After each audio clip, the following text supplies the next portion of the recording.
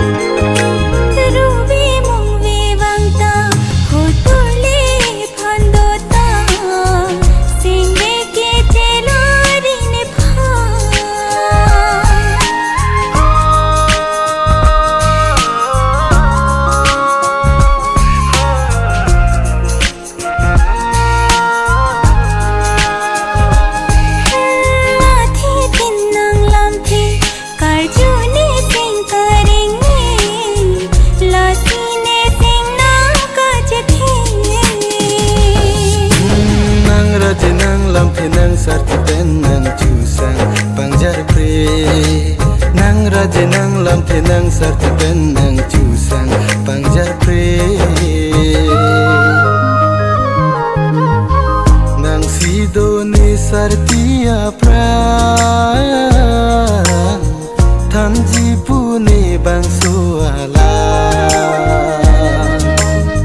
nang sido ni sartia pran thanji puni bang suala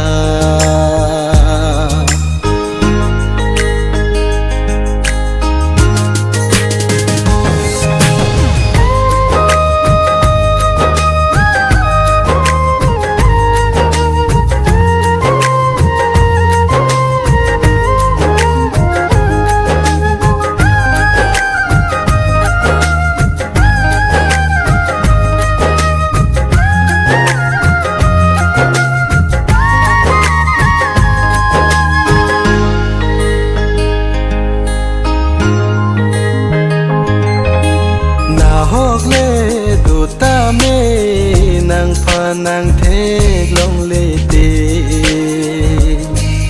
la ne seng de do theke nang pha nang thek long le te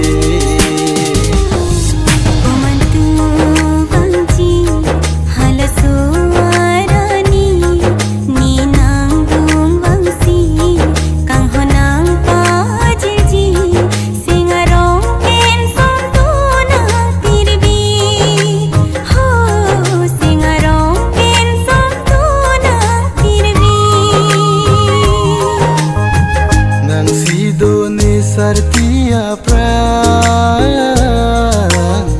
thanji puni bang